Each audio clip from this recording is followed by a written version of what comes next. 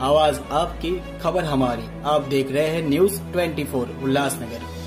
Ulhasnagar camp 4 VTC ground के पास Geeta colony परिसर सोमवार देर रात नशेड़ियों ने जमकर हंगामा मचाया। नशे की हालत में इन युवकों ने सड़क पर खड़ी एक दर्जन से अधिक गाड़ियों में तोड़फोड़ की। नशेड़ियों की इस हरकत से पूरे इलाके में अफरा तफरी का माहौल बन गया। इसी दौरान ट्रक में बैठे एक चालक पर भी नशेड़ियों ने बेरहमी से हमला कर दिया।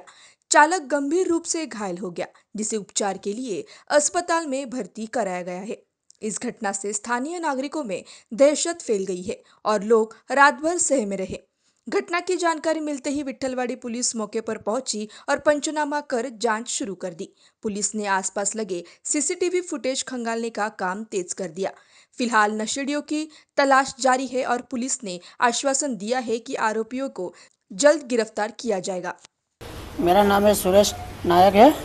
मैं रात के अपने अनिल ट्रेडर्स के यहाँ दुकान पे अपनी गाड़ी लेके आया था, सुबह 5 बजे के बाद। और 5:30 बजे के बाद में 6 लोग आए और हमारी गाड़ी के आके और पत्थर मारना चालू करा। और काफ़ी पत्थर मारने के बाद में 2 पत्थर का शिकार में हो गया।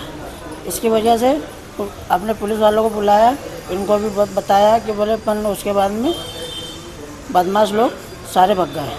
उसके बाद अभी तक किसी का पता नहीं चला है। किधर किधर लगा आपको? मेरे को एक चेहरे पे लगा है और एक इधर सिर पे लगा है।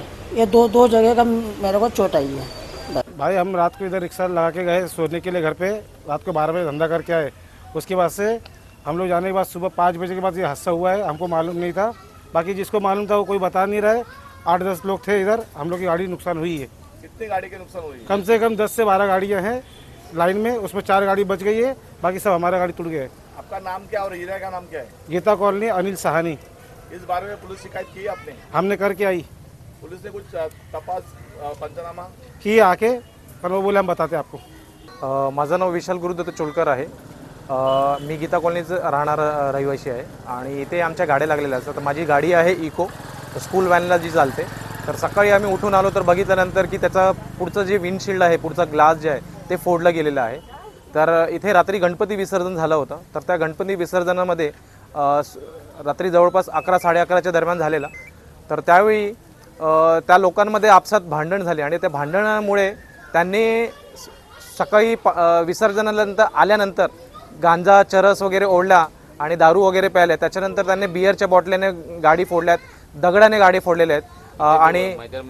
आणि त्याच्यानंतर ते बाहेर ट्रक आहे मैद्यावाल्याचा, त्या ट्रक फोडले, त्याचा ग्लास फोडले, त्या ड्रायव्हरला मारलंय त्यांनी, त्याला डोक्याला मार लागलाय, चेहऱ्यावर फेसवर समोर मार लागलेला आहे।